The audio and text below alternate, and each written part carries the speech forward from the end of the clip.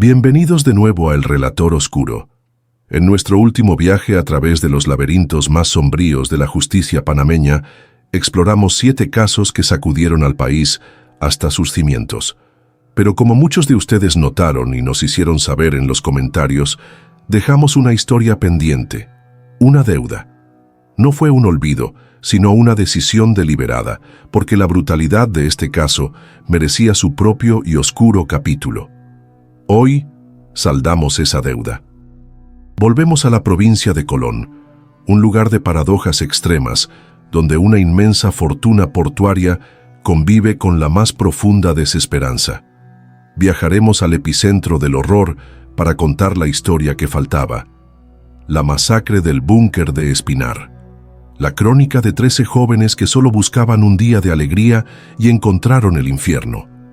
Continúen viendo, porque la verdad que quedó pendiente es la más aterradora de todas. Era viernes, 17 de julio de 2020. En los barrios de Colón, el aire húmedo y salado se mezclaba con la vibrante energía de la juventud. Para un grupo de 13 amigos y conocidos, el plan era simple: escapar del agobio de la ciudad, de la monotonía impuesta por la pandemia que apenas comenzaba a mostrar su rostro global, y encontrar un respiro en la naturaleza. El destino era un área cercana a las orillas del imponente lago Gatún, un gigante de agua dulce que es el alma del Canal de Panamá. Un lugar para nadar, reír y olvidarse por unas horas de las dificultades económicas que marcaban su día a día. El grupo era un mosaico de sueños y realidades. Estaban las hermanas Ladies y Yulisa, inseparables, cuyos futuros apenas comenzaban a dibujarse. Estaba Azucena, a quien todos llamaban Blanquita, conocida por su sonrisa contagiosa, y junto a ellos, otros jóvenes, algunos menores de edad, con edades que oscilaban entre los 16 y los 22 años. No eran parte de ninguna pandilla. Eran simplemente jóvenes de Colón, buscando lo que cualquier joven busca: un momento de libertad. Se organizaron, juntaron el poco dinero que tenían para el transporte y la comida, y partieron hacia la zona boscosa de Espinar, un área salpicada de reliquias de la antigua presencia militar estadounidense. Entre esas reliquias se encontraba un viejo búnker de concreto, una cicatriz silenciosa en medio de la selva que se convertiría en el epicentro de la tragedia. Mientras el sol de la tarde caía sobre el lago, las risas de los jóvenes resonaban entre los árboles. Era un cuadro de inocencia, un instante perfecto y frágil. No sabían que estaban siendo observados. No sabían que la codicia y la violencia, 2 fuerzas endémicas de su provincia, ya habían fijado sus ojos en ellos.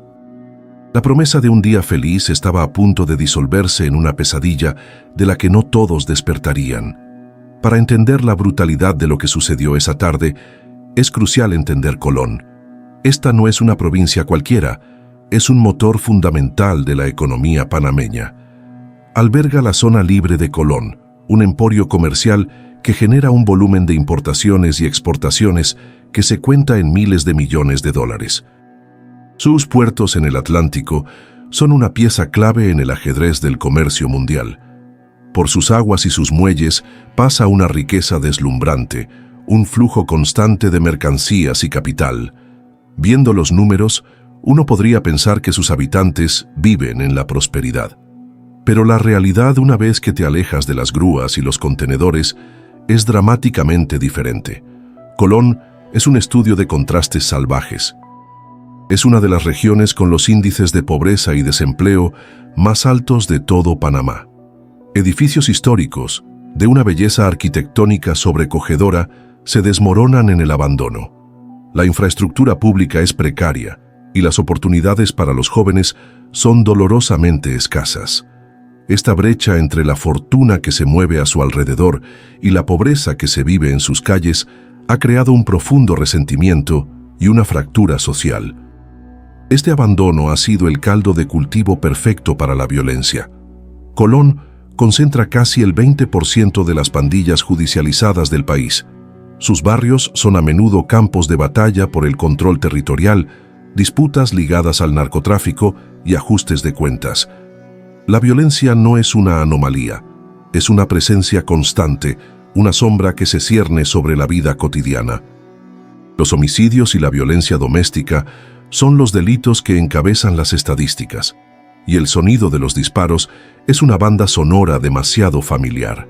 En este entorno, la vida humana a menudo tiene un costo muy bajo y la desesperación puede empujar a las personas a cometer actos de una crueldad inimaginable por un lucro insignificante.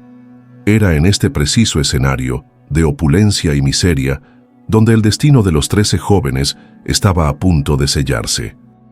Cuando el grupo de amigos llegó a las inmediaciones del lago, la sensación de libertad era palpable. Pero esa libertad era una ilusión. En los márgenes de la sociedad de Colón, otros ojos ven las reuniones de jóvenes no como una celebración de la vida, sino como una oportunidad para el robo, para la depredación. Dos hombres, más tarde identificados como Jean Carlos Hernández, de 21 años, y Miguel Almanza, de 25, se acercaron al grupo. No eran extraños para algunos de los jóvenes, vivían en las mismas comunidades, compartían el mismo aire denso de Colón. Según los testimonios de los sobrevivientes, el encuentro inicial no fue violento. Fue un acercamiento calculado, una infiltración. Los recién llegados se mezclaron con el grupo, compartieron conversaciones, quizás incluso risas. Estaban evaluando la situación, midiendo a sus presas. Su objetivo era claro: robarles sus pertenencias. Teléfonos móviles, algo de efectivo, cualquier objeto de valor que pudieran arrebatarles. Un plan criminal simple, nacido de la codicia y la falta de escrúpulos. Pero en algún punto, la dinámica cambió drásticamente. El robo se transformó en algo mucho más siniestro. Con la llegada de la noche, los dos hombres revelaron sus verdaderas intenciones. Sacaron armas de fuego. El pánico se apoderó del grupo. Las risas se convirtieron en gritos ahogados por el miedo. Bajo amenazas de muerte, los 13 jóvenes fueron sometidos y privados de su libertad. Los condujeron a la fuerza hacia la estructura más aislada y lúgubre del lugar, el búnker abandonado, una tumba de concreto escondida en la vegetación. El paseo se había convertido en un secuestro, y mientras eran arrastrados hacia la oscuridad del búnker, la esperanza de volver a casa comenzó a desvanecerse con la última luz del día. Las horas pasaban y la noche se hizo profunda. En los hogares de los 13 jóvenes, la preocupación dio paso a la angustia. Las llamadas a sus celulares iban directamente al buzón de voz. Ninguno respondía. Las familias, unidas por un terror creciente, decidieron no esperar a las autoridades. Conocían la inercia, la dolorosa lentitud con la que a veces se mueve el sistema. Impulsados por la desesperación, organizaron sus propias partidas de búsqueda. Al amanecer del sábado 18 de julio, padres, madres, hermanos y amigos peinaban el área de Espinar, gritando los nombres de sus seres queridos en un silencio que solo era roto por los sonidos de la selva. Fue entonces cuando hicieron el primer hallazgo. El cuerpo de uno de los chicos yacía afuera en la maleza. La esperanza se hizo añicos y luego el horror se magnificó. Siguiendo un rastro de miedo, llegaron a la entrada del búnker. Lo que encontraron dentro es una escena que perseguirá a Colón para siempre. En la penumbra húmeda y fría de la estructura militar yacían los cuerpos de 4 jóvenes más, amontonados, sin vida. Más tarde, se encontrarían otros 2 cuerpos en los alrededores. En total, 7 vidas cegadas, 4 mujeres y 3 hombres. Las autopsias revelarían que todos habían sido asesinados con disparos de arma de fuego, ejecutados a sangre fría. La noticia cayó como una bomba sobre Panamá. La masacre por su brutalidad, la juventud de las víctimas y la aparente falta de sentido conmocionó a la nación hasta sus cimientos. En medio de la tragedia, sin embargo, había un hilo de esperanza. 6 de los jóvenes habían logrado escapar. En el caos y la oscuridad, en un acto de valentía desesperada, corrieron por sus vidas, huyendo de los disparos y de sus captores. Se convirtieron en los testigos clave, los únicos que podían ponerle rostro a los asesinos y contar la historia de terror que vivieron en el búnker. Su supervivencia sería la pieza fundamental para que la justicia, por una vez, actuara con una velocidad y una fuerza implacables. La conmoción nacional exigía una respuesta. Y el sistema de justicia, a menudo criticado por su lentitud y su aparente indiferencia, en casos que involucran poder político o una gran inversión financiera, respondió con una celeridad y eficacia sorprendentes. La sección especializada en homicidio y femicidio de la Fiscalía Regional de Colón, Iguna Yala, tomó las riendas del caso. No había tiempo que perder. Cada hora que pasaba, los asesinos podían alejarse más, destruir pruebas, desaparecer. El testimonio de los 6 sobrevivientes fue el pilar de la investigación. A pesar del trauma, pudieron proporcionar descripciones detalladas de sus atacantes. Eran rostros conocidos del área. La investigación se centró rápidamente en 2 sospechosos principales: Giancarlos Hernández, apodado Niñito, y Miguel Almanza, conocido como Ventura. Las pruebas comenzaron a acumularse.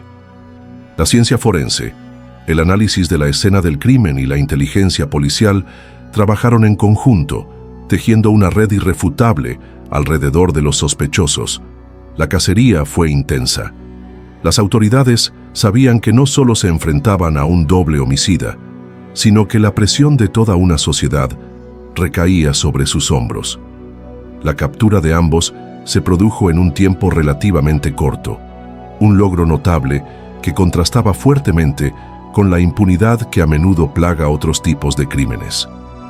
Giancarlos Hernández fue detenido y su captura fue crucial.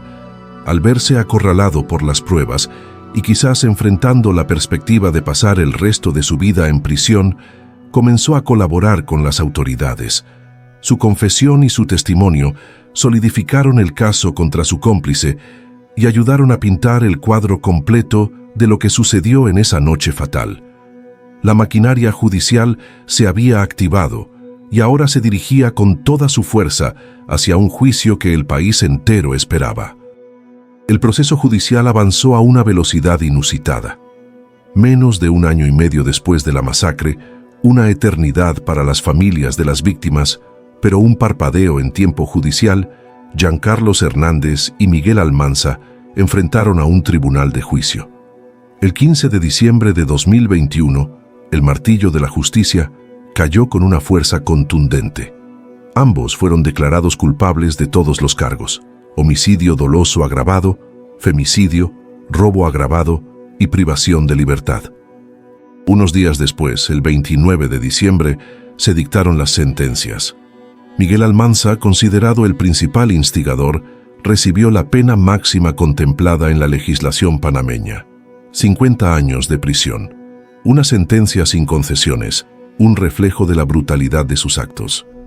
Giancarlos Hernández, debido a su colaboración con la investigación, vio su sentencia reducida a 36 años. Aunque menor, seguía siendo una condena masiva que aseguraba que pasaría la mayor parte de su vida tras las rejas. El móvil oficial derivado de los cargos fue el robo, una tragedia desencadenada por la ambición de robar unos pocos teléfonos celulares y algo de efectivo. El lucro que esperaban obtener era miserable en comparación con el costo devastador: 7 jóvenes vidas destruidas y familias rotas para siempre.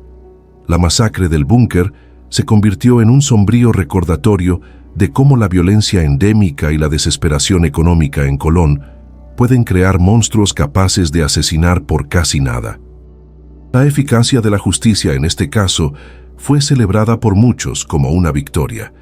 Demostró que el sistema puede funcionar. Sin embargo, esta misma eficacia arrojó una luz incómoda sobre otros casos.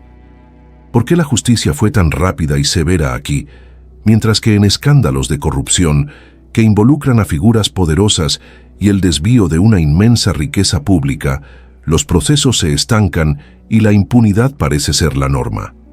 La masacre del búnker, aunque resuelta, dejó una pregunta inquietante flotando en el aire.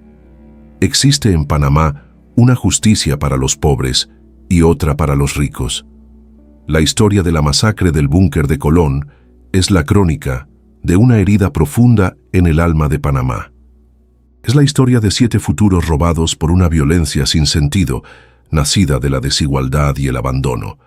Las sentencias de 50 y 36 años trajeron un cierre judicial, pero no pueden borrar las cicatrices dejadas en las familias de Ladies, Yulisa, Blanquita y los otros 4 jóvenes, ni en la comunidad que los vio crecer.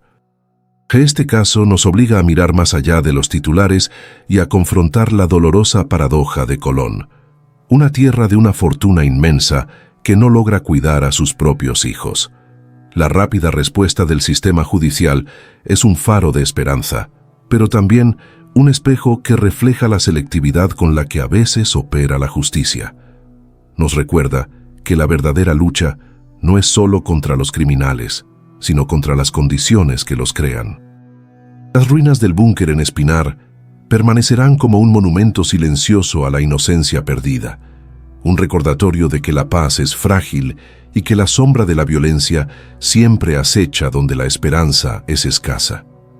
Si esta historia te ha impactado, déjanos tu comentario y compártela para que la memoria de estas 7 vidas nunca se olvide.